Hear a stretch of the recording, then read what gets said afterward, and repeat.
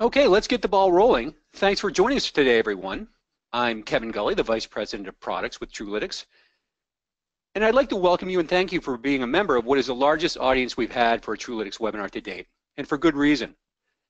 Today we're going to be talking about how to build a $1 billion advisory business in the face of new regulations, emerging technologies, and an uncertain market environment. To get into the details of this, we're thrilled to be joined today by Ron Carson. Ron is founder and CEO of the Carson Group, which serves financial advisors and investors through its businesses, including Carson Group Coaching, Carson Group Partners, and Carson Wealth. He is currently ranked among the nation's top advisors by Barron's Magazine and was one of only 2 independent advisors inducted into Barron's inaugural Hall of Fame. He's also recognized by Financial Times and WealthManagement.com as one of the top RIAs in the country.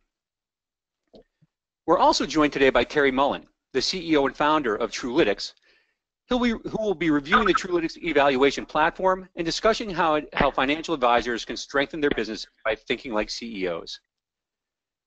Terry's background prior to Truelytics includes a successful 30-year career in financial services distribution as a senior executive with AIG, Lincoln Financial, and Sun Life, among others. Terry will also be providing with a short demonstration of the Truelytics software as a service platform for helping advisors value, benchmark, and improve their businesses. But before we get started, a couple of quick administrative items. First, we're going to leave some time for Q&A at the end of today's session, so please jump into the GoToWebinar app and ask questions as they come up in your mind. Second, keep your eyes peeled for an invitation to our next webinar, which is shaping up to be a great one as well, and it's focused on where outsourcing makes sense for advisory businesses and how it can help maximize value. And finally, we are recording today's webinar, and we will make it available for your review after this session. But for now, I'd like to hand it over to Ron, who's going to be taking it away, is going to be digging into some serious tricks of the trade about how to grow and scale your business. So take it away, Ron. Hey, thank you. Coming to you from sunny Omaha, Nebraska, with my trusty CCO in the room, Nellie, our Chief Comfort Officer. And for those of you that haven't met Nellie, she's one of my 10 dogs I have, and she started her first blog last week. She's actually written 2 blogs, so go out and take a look at it. Hey, I'm really excited today to talk to you about what I believe is the biggest opportunity I've ever seen in my profession. I've started this in 1983, and I've told people, you know, it's only taken me 35 years to be an overnight success.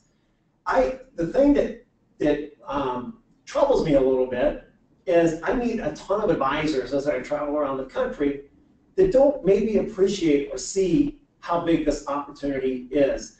And you see the header slide there as building a $1 billion business. You may think that that's hype. That's it's not possible. I mean, it's probably, truthfully, not possible for a handful of people out there, but it's possible for almost everyone if, and there's a couple of caveats here as we go through today's presentation, if you're willing to put the client's interests first and work backwards, if you're willing to plug in and have an integrated offering, making the complex simple, if you can remove the broker-dealer friction that really does not allow a lot of advisors to communicate effectively with their clients. But before we even get into this, I also want to make a promise to you that today I've got a minimum goal and a maximum goal. My minimum goal is for every one of you that invested your time that you have an actionable, easy to implement idea at the end of today. My bigger goal, though, is to help you break out of your prison of conventional wisdom and thinking, helping you not embrace what you know and what you're comfortable with, but totally to embrace the unknown. So I want to give you a brief commercial on who Carson Group actually is. And you may have seen our rebrand. Over the years, I've started a handful of companies. We've all been synergistic in financial services. So Carson Group basically just provides many solutions. We coach people. We're a growth partner. I'll talk a little bit about that. And we're also a backstop for a succession solution. Ultimately, Our whole community that we've built with the Carson Group is built on a community-based approach. We have bottoms-up innovation from all of our internal stakeholders, people that we work with, partners that we work with, but we're also an organization that is very innovative, and we have top-down innovation. So we'd love for you to take a look at more of what Carson Group actually does. Here's a couple of stats, and the reason these are important to you is so you can trust the information I'm giving you today is accurate. I get frustrated when I hear or read something that somebody is telling an advisor, and I realize that they've never been in the business by the advice that they're actually giving, and it's crazy. I could do a whole workshop on the craziest things I've heard from people that aren't in the business but theoretically think actually probably work. So be careful who you take advice from. The reason why we're credible, we have 1,284 offices, our 11 executive business coaches. We're on the phone 200 hours a week listening to what's going on in your lives, the stuff that you're dealing with. And that 1,284 offices represents 5,000 advisors. So I would argue we got a better feel for the market than anybody else in financial services, at least as it relates to the RIA and the IBD space. Probably not the insurance market, but in our space we do. I also want to share another number with you, because if I'm traveling around the country, many advisors are not growing. They're bringing in assets, but there's such headwinds with distributions going out because so many of our clients aren't in accumulation phase, they're actually spending their money. Our solution at the Carson Group, we're able to partner, we grew year over year 26.67%. And our highly engaged partners, meaning those that did not join us for succession, we got a couple of call them 80-year-olds that joined it just they wanted succession. Strip those out, they grew nearly 40% year over year, and that was in the face of a complete broker-dealer change and a complete custodial change. So basically, we did almost 40%, only working 6 months of the last 12 months. That illustrates how big this opportunity is. I was just with one of my partners up at our retreat. He had 6 prospects in. We had a little bit of private time. He's having me help them, get and tell them about what we do. He goes, Ron, I can't believe how fast my business is growing. I've had more fun than I've ever had before, and there's just so many assets everywhere that I turn. And for the well-prepared and the right value proposition, it's never been stronger than it is today. And what is it that we do and what's resonating in the marketplace? I just had my advisory council meeting last Friday, is making the complex simple. And we do it for advisors so advisors can do it for their clients, and it is the holy grail. When we spend money on technology, we develop very little that's proprietary to us. But when you think about it and you look about how you're spending, your partners are spending money, make sure they're doing it so they're maximizing the outside partners. Between Fidelity, TD, eMoney, Cetera, collectively, they spend close to $4 billion a year. That is not simple, but the capabilities that spend provides, overlaid with technology that integrates everything, it is amazing what you can accomplish today. So let's get into this opportunity and why it's so big. You've heard about disruption. A lot of people take it as a negative. I take it as a positive. Disruption is not bad, it's just different. I spent a whole week out of Singularity University in Palo Alto a couple of weeks ago. By the way, for those of you that are not getting my Ron Sense videos, you can go to our Carson Group Partners, go to Carson Group and then go to Carson Group Partners, and under Insights, there's videos there. I would ask you to go look at the 2 I cut each day at Singularity. It'll give you a really good feel. It'll give you a really good feel for what's about to come. And here's a quote that came out of that conference: is the pace of change today as slow as it's ever going to be? And if you're not keeping up with the outside world, you're going to go away. And Ray Kurzweil said, and Peter Diamandis said, that the change has been at a trickle, but the avalanche is near.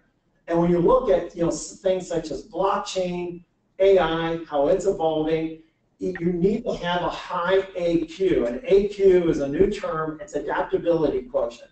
It's how adaptable are you to plug in and use these new technologies of the future. So I want to talk about 4 opportunities or disruption, depending upon how you think about them. We've got regulatory changes, which I'm not going to spend a ton of time on because we beat this thing to death for some time already. I do want to talk about the demographic cliff. I want to talk about the emerging technologies, and I actually want to talk about the market environment because there's a lot of exciting things actually going on that are both disruptive and provide opportunity. I want to touch on the regulatory changes. You've all heard about DOL. The thing I want you to take away from the regulatory changes out there is they're here to stay. It's just not DOL. It's a CFPB. The SEC is going to insert its own fiduciary role. You've got all kinds of regulation, and part of it is because there's still crazy things going on that are not in the client's best interest. I mean, just last year, it might have been, yeah, it was last year, Merrill Lynch was fined like $352 million for charging clients an additional 6% a year that wasn't even disclosed anywhere, an additional 6% a year. So a little bit, our profession deserves all this regulatory backlash that we've had. But here's the great news. A strong culture toward regulatory adherence is actually a huge advantage. One thing I've learned with regulators over the years is they come in, if you're really trying to put the client's interest first, they cut you some slack. If they get any sense that you're not, they will not cut you any slack at all. And when you have a strong adherence to the regulatory rules, and you have a culture of that, it's just good business because you'll run a better business because of it. Let's talk about the demographic cliff. This is huge. There's good news and bad news here. The demographic cliff I speak of, a year ago, matter of fact, we had 315,000 financial advisors. And by the way, I'm going to share these numbers with you, and some of you are going to scratch your head and say, well, I read a different number somewhere. There's the FINRA number out there. That includes every Tom, Dick, and Harry that has a securities license, whether a registered assistant or not. And I'm counting frontline advisors that are actually belly to belly with clients giving and dispensing advice. A year ago, this number was 315,000. Today, it's 288,000. Fidelity in their study showed nearly, and there's some other studies out there that support this, just because of age, nearly 111,000 of that 288 are going to retire over the next decade. And given me a significant market event, 12 months down more than 20%, that will accelerate really fast. Also, only 5% of those advisors are under the age of 30. So we have, by comparison, in the mid-90s, we had roughly 550,000 financial advisors. And today we have far more assets, far more people than we had in the mid-90s, yet we have capacity in the market going the other way. So this, not only is there $41 trillion that's currently moving, and by the way, so often I've heard people say it's going to happen, it's going to happen. It's happening. We, in the last 2 years, have seen more opportunities where money used to be with a brand like a Merrill Lynch and a Goldman Sachs, and it was an honor to be there. Not only is the new generation much more in tune with what the value proposition is, that's great news, and there's not going to be nearly enough people to serve them. So if you've got scale in your model, and if you don't have scale, you need to get it. If you do have scale, it's going to allow you to bring on a lot of additional clients. And if we have time during the Q&A, if someone wants to ask me about, even what our offering will look like, so we basically can handle someone with $0 all the way up to $1 billion. I used to have $1 million minimum because technology and capacity really limited how many people we could actually serve.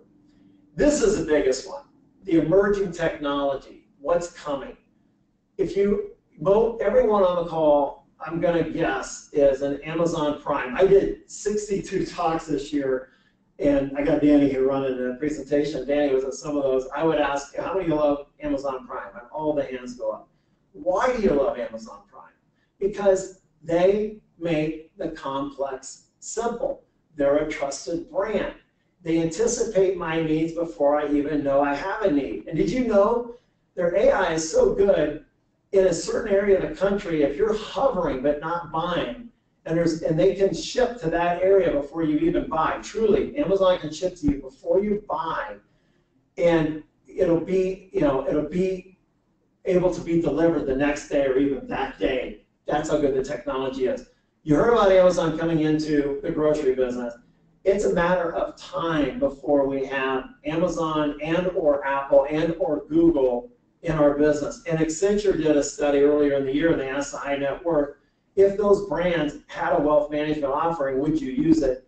Like 56% said yes. They didn't know what it cost or even what it was because they have such trusted brands. Now, some of you are going, you know, how can this be good news? Here's the great news, is we have something that Amazon and those big tech companies don't have. We already have a relationship with the clients. Our clients already like us. So if you're able to show good progress in the client experience, and by the way, Challenger is a research organization that, and the Challenger sales process is what BlackRock used to grow its business to $6 trillion, largest in the world. They determined that 62% of why someone buys is the client experience, 8% is price. And so it really is a high value experience, and Amazon provides a great experience.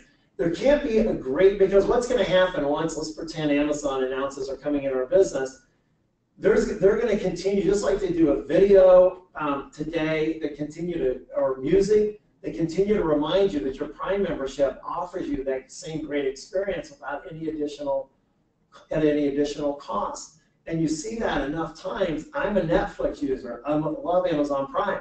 But just the other day, I go, yeah, they've been talking to me about video. I'm going to take a look. It's like, gosh, do I really need my Netflix account yet? I love Netflix. So this is a kind of way that they will chip away at our clients if we don't have a great experience on our end. The other good news is that these big companies, no different than Fidelity and TD referred $9 billion to advisors last year because they used to compete against us, now they compete with us because they also realize there's a lot of people that want an advisor, they want that relationship, and we'll get into why that is so critical here just in a moment. But rest assured that having a high AQ, adaptability quotient, to provide a great client experience, and by the way, I'd ask all of you, if you want to see what we're doing at the Carson Group, go to carsonwealth.com, that's our retail offering, pretend you're a prospect, just look at the RTQ that we have and the kind of experience you can set up. In the first quarter of next year, all of that will feed into an amazing client experience and really drive back office efficiency. But there is an AI. Artificial intelligence is already so good that I can send a letter through technology that is better than a letter I can send to a client that I personalize. Because we now know exactly when clients log on, when they don't. We can measure patterns. We can anticipate. We can send communication tailored to what their habits are, because we all know influencing behavior. You go to the Dalbar study, that leads 400 basis points in incremental gain. Vanguard says 300, another, I think Financial Engine says 2.9. Let's take the lowest one. If there's a 2.9% advantage because we can influence behavior, as AI gets better, the client experience gets better, and we leverage more of the technology, then we're going to even drive, we're going to improve behavior, which is ultimately going to improve returns. And then finally, the marketing environment, the market environment. I mean, I just came from our investment committee meeting today, you know, and there is this market. We are never going to try to. I made that mistake early on in my career, making market calls, and it's a fool's game. And it's a fool's game because you can't be right more than about 50% of the time. Just look at the Barron's Roundtable. I think since inception, they've looked at all of their forecasts they've made, and they've been right like 40% of the time. So they provide a negative value. You're better just flipping a coin. The market will do whatever it needs to do to prove the largest number of people wrong in any given moment. I've learned that the hard way. But I do, here's the opportunity. Today in the market environment, when we are having people come in for reviews and we measure their upside, downside, most people think that they're taking a lot less risk than they actually are. And I think it's imperative, especially where the markets are today, to go in or offer prospects, but also go take a look at your existing clients. What's the level of risk that's embedded there, and make sure that they're comfortable with it. And by comparison, we use the analogy that our clients, you know, they drive 55 miles an hour, they're comfortable going 60. a lot of times the equivalent of the risk they're taking versus what they're comfortable with is they might be going 110 miles an hour, 120 miles an hour. I mean, it is just, and the reason this has happened is because zero interest rate environment, bonds are low, people have migrated into things that pay dividends, they've driven valuations up, and we all know, when there's a market event, equities are far more volatile and they're going to experience something that's very unpleasant. So talking about measuring risk, getting a second opinion is a huge advantage. Also, really taking a look at the risk budget of your existing clients have. Because I see a lot of advisors haven't been doing this, and they've let their clients really dramatically increase risk. They set an allocation back in 2009. They really haven't done a lot of rebalancing, or they've chased yield. The other thing I would add to this is outcomes-based planning is so critical. And most people today, good advisors that are growing fast, all of our partners have a total holistic experience that is integrated in technology. And here's another thing, is we talk about the 2.9 or down bar, the 400 basis points in incremental return we can get from influencing behavior. How many of you, though, get total credit for VOR, V-O-R, value of relationship? And the VOR is you go back to 10 years ago, 15 years ago, 5 years ago. Look at all the key decisions that you've helped your clients make that they forget about. So in our next generation of our client experience, when a client goes into their dashboard, we're going to have a timeline. And this, I actually demoed this for Fidelity today. They're blown away. There'll be a timeline of all the events that happen. I mean, it'll scale to 5 years, to 30 years, and there'll be key points that happen and what kind of impact that had. And I'm convinced that the alpha that we generate gets lost. People forget the value this great decisions we've helped them make, or they take credit for it. I always say the best decisions I ever made, a lot of times they have about a 2-year shelf life, and somehow it was a client's idea, or they forgot that it was our idea. With the new technology, with VOR, we're going to be able to make sure that that actually doesn't happen. So you said, okay, Ron, I get it. You're convinced me. I'm one of those guys that love my clients, love this profession. I realize I've been awarded, basically, as Buffett says, the ovarian lottery. You happen to be alive in the United States of America and the financial services at this point in history. And it is like no other. But you have to make a choice. And I'm going to start at the bottom. And I see this, unfortunately, as I travel around. As many advisors said, you know what, I'm just going to let the business decay. I'm basically going to retire, but I'm not going to tell my clients. I'm just going to do a runoff. I'll give them enough service what I can. I'm just going to enjoy my life. And I see this, and I understand why some of them pick this choice, because they have a lot of illiquid product, a lot of insurance product, and it's really not a sellable business, and they don't have the energy to really go for it. And by the way, the reason why I said, back to this decay option, is the reason why there's nearly 111,000 financial advisors that are going to retire. The reason why a lot of them will accelerate that is most of those advisors are, I think the average age is around 61, 62. They've made a boatload of money. They don't need to work anymore. And if there's going to be a huge hassle, they're just going to stop. The next option, and we see this probably the most common in Carson Group coaching, is I'm just going to continue a lifestyle practice. I've got 200-300 clients. I'm going to service the heck out of them. I'm going to circle the wagons. We're just going to die together. And I understand why. It's like, hey, I've got X amount of assets. I make more money than I can spend, and I'm enjoying life.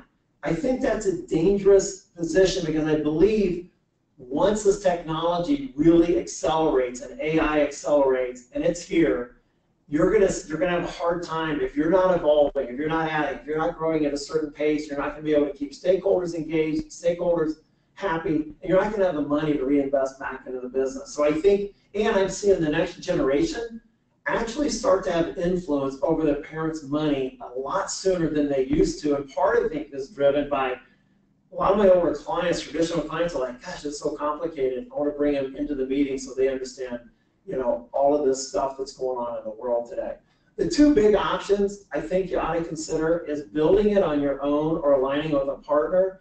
The building it, I would really argue against today. When we started building back in 10, we really had time to to build it properly. And it took us a lot longer, it cost us a lot more. I would look to align, and obviously we have an offering, but so that there are others that have offerings out there. You've got Hightower, you've got Focus. These are groups that you can plug into. You've got Dynasty.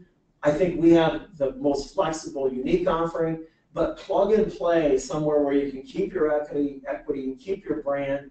Someone's going to actually do the back, middle, and front, so you can just get back to just doing what you're great at, and that's the relationship side of the business, and help them and make sure your partner helps you with development. The best story I have is Michael David Amarillo, Texas, joined us when he had $50 million.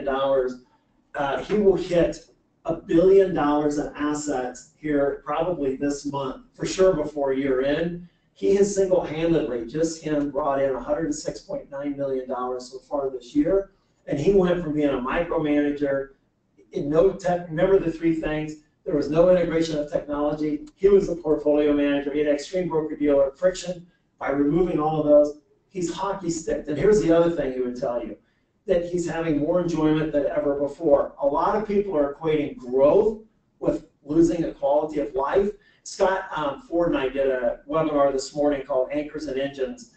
And you'll be able to go to our website if you want to listen to this. But we co-authored the book, The Sustainable Edge. And our premise there was growth leads to balance, balance leads to growth. So you can and should have it all. And I asked Scott when he joined us in 2001, what was his love for the business on a scale of 1 to 10? He said it was a 3. I said, what is it today? It's a 9. His business has 20-folded since then, yet he's enjoying the business 3 times more. So don't let anybody tell you or believe that you can't have it all. Sometimes you have to give up balance in the short run to have ultimate balance later on, and you do have to be bifocal for a period of time. You got to pay attention to what's going on, but also make that leap. A little bit of pain in the short run alleviates a mountain of pain in the long term. So as you go through this, and you said, Ron, you said relationship management, and I picked an option here. What, as a CEO, what are the things I should be doing or I should be thinking about? First of all, the highest and best use of your time is to provide L&G, leadership and growth. Leadership to your internal stakeholders. Also, strategic thinking about how you're going to grow, and get out there and tell the story. Most of you are fantastic storytellers, but have a story that's compelling and exciting, that's going to actually make people want to do business with you. And as I go through, here's the things I coach on to other advisors that want to become a CEO. 1, recognize your strengths, not your weaknesses. Last night I had dinner with one of my stakeholders, and he's gotten in a position where his 6 most, which is a time management system we teach, was full of things that he loved to do. He said, over the years, it's now things that he has to do because the whirlwind has just consumed his day. Don't work on your weaknesses, or you have a lot of strong weaknesses. Make your strengths strong. Delegate everything else to your team. And that brings me to point number 2, hire the best people you can find. One of my self-made billionaire clients here in Omaha gave me the best advice about 20 years ago. He said, Ron, find the best people you can, get the hell out of the way. And it sounds easy, it's hard to do. It's hard not to micromanage. Most of those entrepreneurs, type A's, are the world's authority on our opinion. And you've got to separate yourself from that in order to allow people to really prosper, thrive, and grow. 3, see cost as investment. There is no better time to double down on this profession. Take a look at what you need for cash flow. I don't want you to stop living, but put the rest of it back into the business. You're going to get the highest IRR. It's going to be tax deferred. You're going to have capital gain tax treatment. Build in the human capital. When you look at the office space, the things that you can't really partner out, the human capital and office space are a couple of them, go ahead and make strategic investments in those areas for the longer term. 4, critical that you choose your partners wisely. We have a thing called cultural creed, and if anybody wants a copy of this, send me an email at rcarson@carsongroup.com. It's short, it's really cool. It was put together, 2 months ago, Danny, I think. But all of our partners share the same cultural creed that we do. And our partners are Fidelity, TD Ameritrade, eMoney, Cetera, Orion. They all believe in the law of abundance. What's great about Fidelity, they spend $3.5 billion a year in technology. TD's wonderful because they integrate with everybody. E-Money, now owned by Fidelity, but when Fidelity bought them, they more than doubled their software engineers from like 88 to over 200.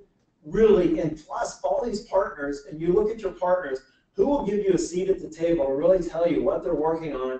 So if you decide to build technology that you can really understand how what you're building will work seamlessly with theirs.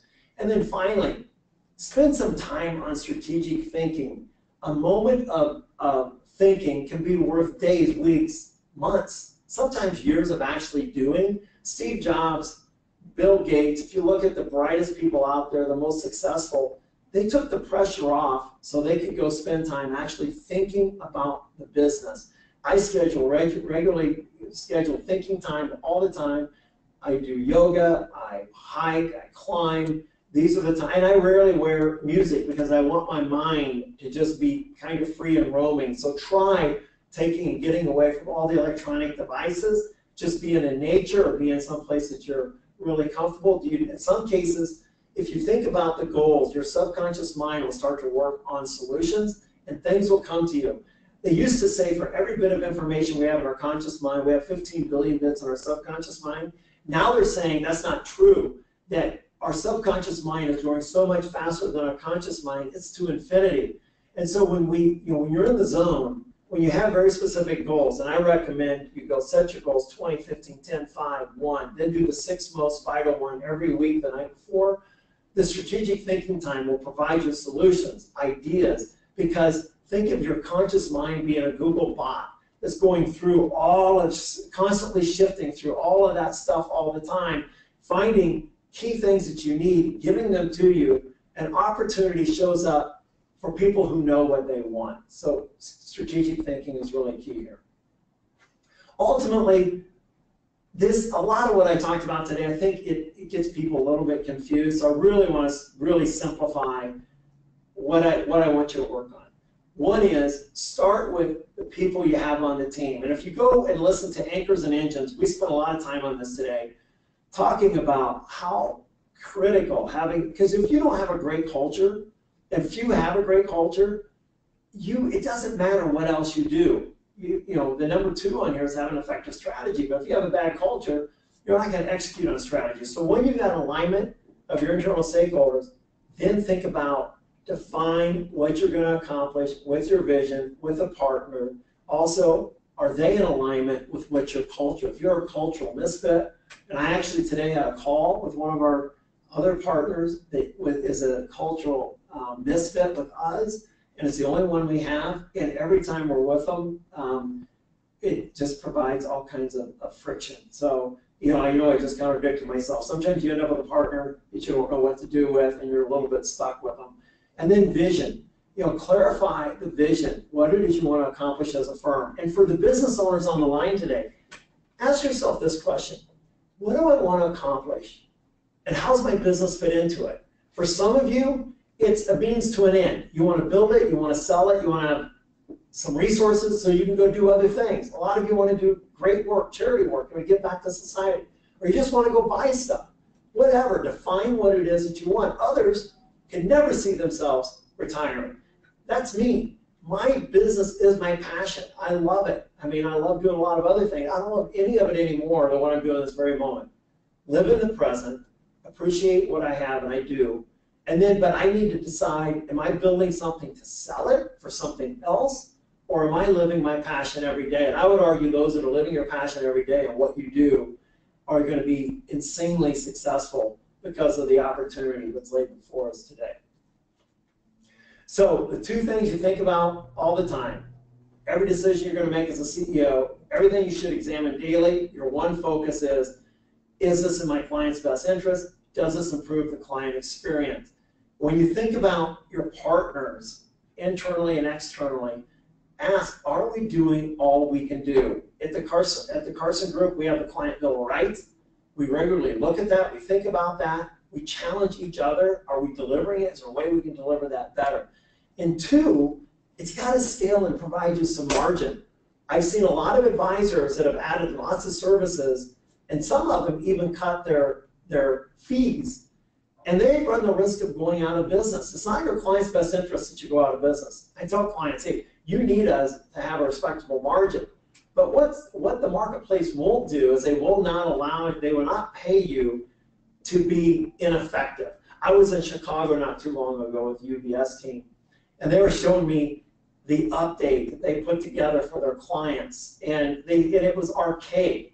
I didn't realize that some of these big wirehouses have such terrible technology. They said not only do we have to pull everything together that our client has that's not with us, we put it on a spreadsheet, and it's not even accurate, because it takes forever for us to pull it together, and everything's already changed, and then a lot of times, because it's all manual input, we make mistakes. I said, how long does it take you to get ready for a big meeting? Somewhere between a day and 2 days. I pulled out my iPad, I hit a couple buttons, and in 22 seconds, I had a beautiful report that was accurate, and it virtually cost, it was a big upfront investment, but really to provide that, it gave me tremendous scale. So when you're thinking about that, the marketplace is not going to allow that UBS team to charge a higher fee because they've not kept up with technology, is the point that I want to make there. You've not failed until you quit trying. Our profession is under a mass amount of change today. That should be exciting for those of you that have energy. And I'm going to do a quick commercial for, we're coming to, last year I did a lot of talks. This next year, we're going to be doing 12 regional events. They're going to run from 9 a.m. to 3 p.m. You can look, we'll be coming somewhere near you. And I've got one of our business partners, Terry Mullen with Truelytics, on the line today. As part of this, you're going to get a lot of really cool things. It's practice management.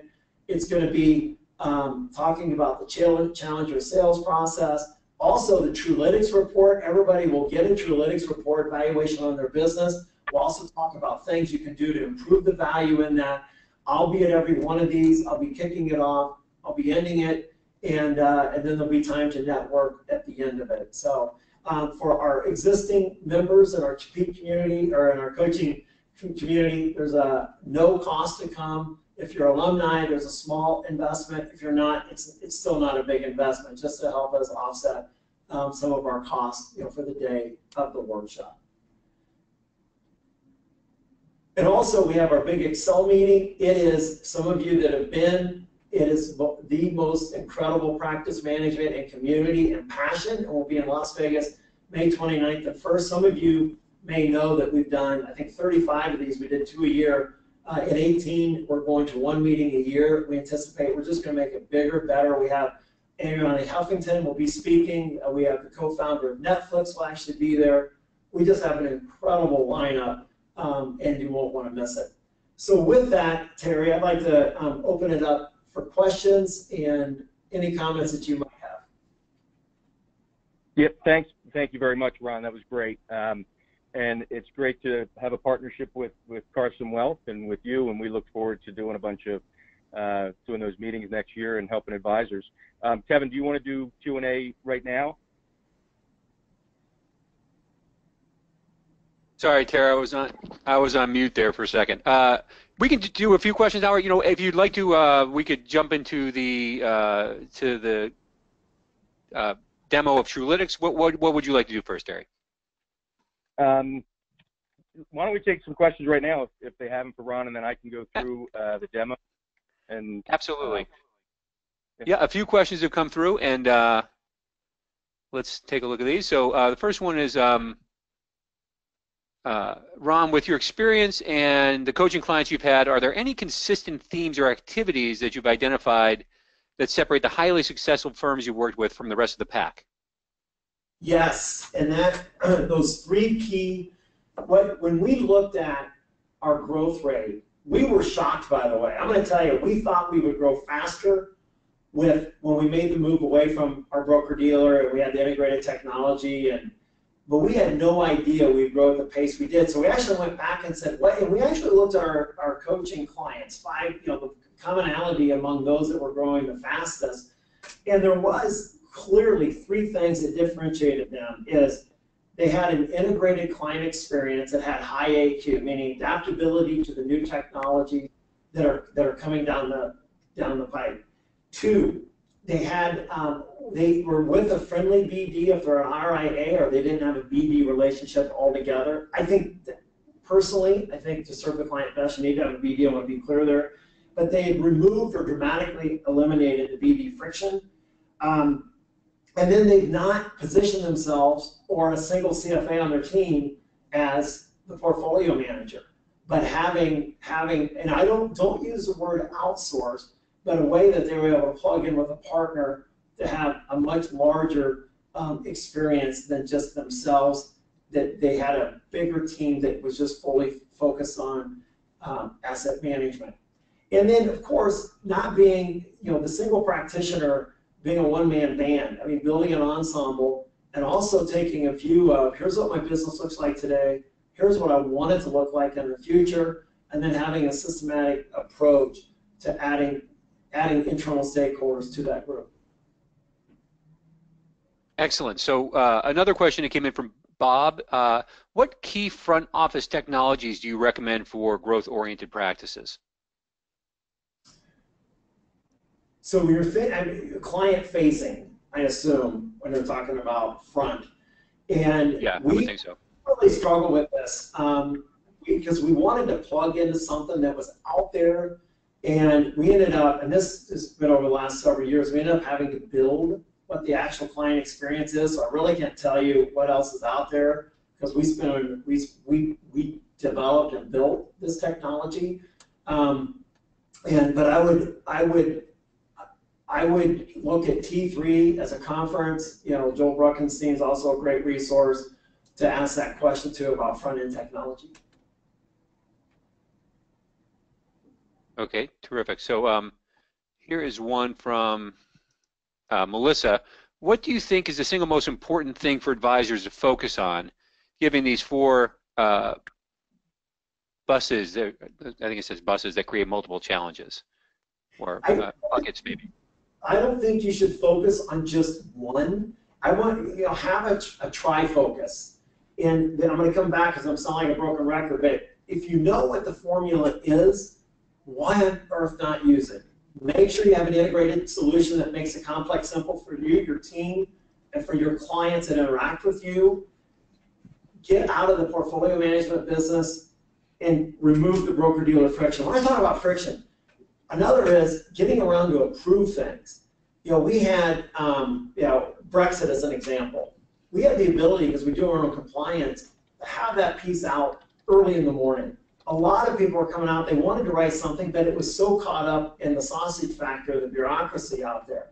Also, broker-dealer friction. Broker-dealers are charging advisors assets if you're holding assets away at TD Fidelity. That's a headwind for the client. So when I talk about this broker-dealer friction, this is a huge deal. There's still, they're archaic, their technology hasn't kept up, and removing that is going to be huge. So I would really focus on those three things, and I can tell you that was the commonality that our community of advisors, both on the Carson Group coaching side and Carson Group partner side, what really is driving their growth.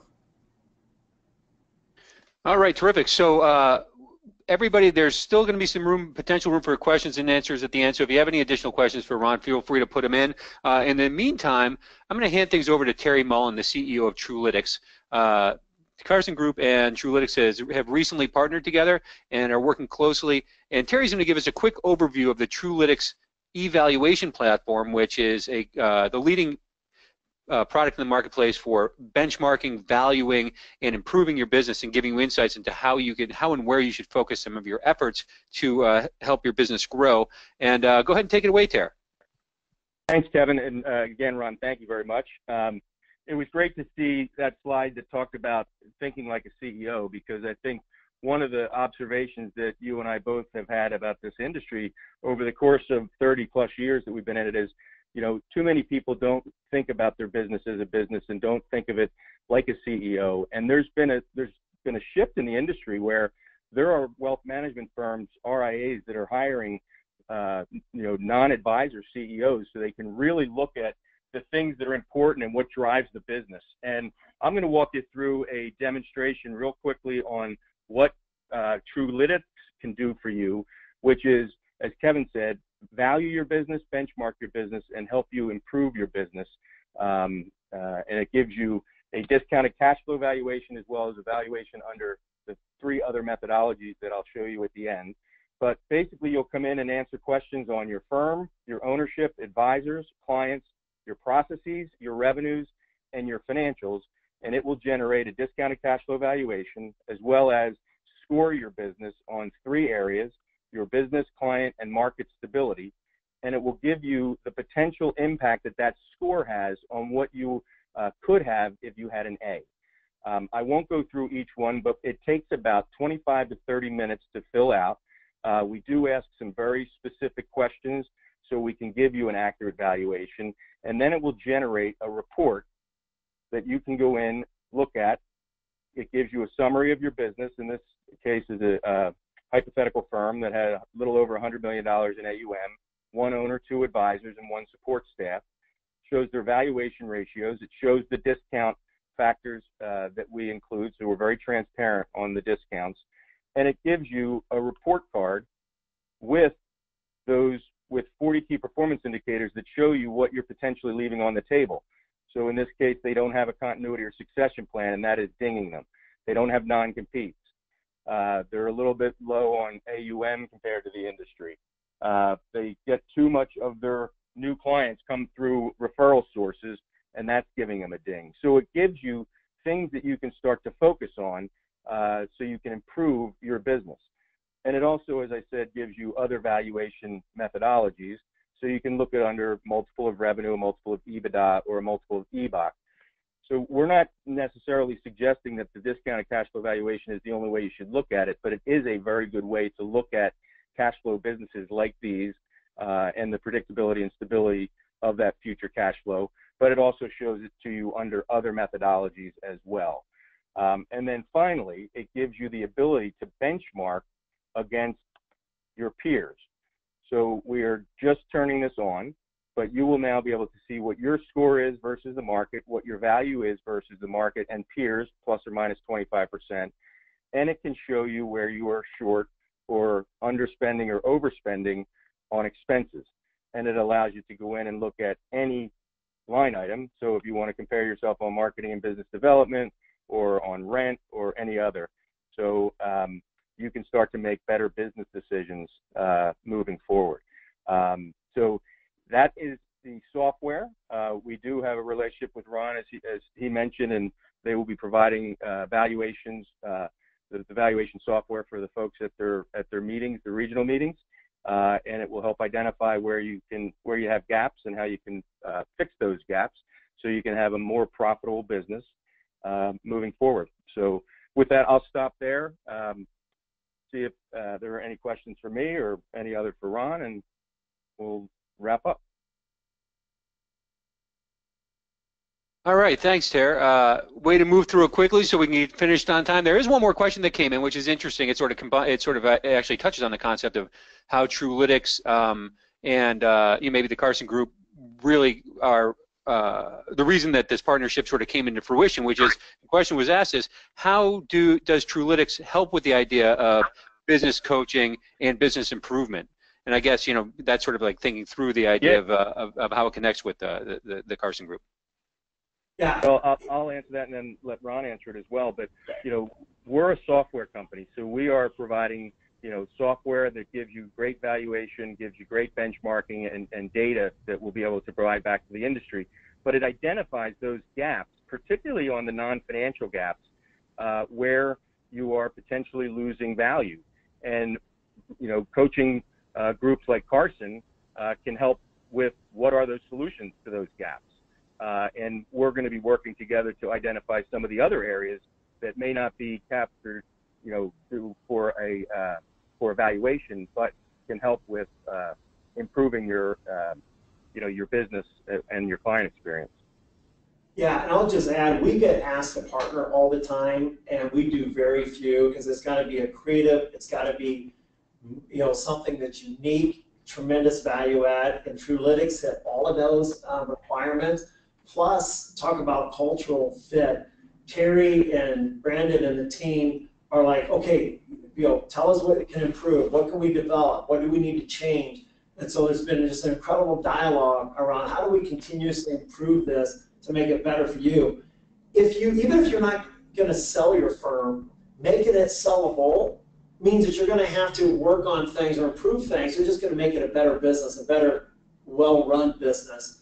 And that's why I think Truelytics is so exciting. It also gives you the ability to compare your data to others out there in the market. And it's dynamic. One of the things that as we were consulting on the valuation is there's a discount for not being adaptable. And so, as we work through some of our customized stuff with Truelytics, as an example, having an adaptability quotient is so key because it will incrementally, increase your growth rate. And I just want to say too, when you think about all the technology out there, responding slowly is really risky. It used to be, our profession was a soap opera. You could go to sleep for 5 years, wake up, not a lot happened. That's not the case anymore. Things are shifting continuously, and you want to have a dock that floats, not a dock that's tied and be tore up if you get a lot of ice here, I guess, on the Midwest on the lake. So you want to be nimble, you want to be able to float, you want to be able to take advantage of everything that's coming at you, and really have a mindset of Truelytics shows you, hey, here's where I'm at today, here's where I want to get to. We know the destination, but how you get there may completely change over the course of your journey as you start to an endpoint. Yep. Well, thanks to both you, Ron, and to you, Terry, for your time today. We've gotten a lot of great comments from the folks who've been in attendance, thanking you for your time, and I'd like to thank you for your time. And everybody that's listening, if you are still on the line, please have a wonderful Thanksgiving, and don't forget about our upcoming webinar in December on outsourcing, or to Ron's point, finding the right partners to be able to help you grow your business, as we'll be digging into that. And everybody enjoy your holidays, and we look forward to speaking with you again soon. Thanks, and take care. Thank you.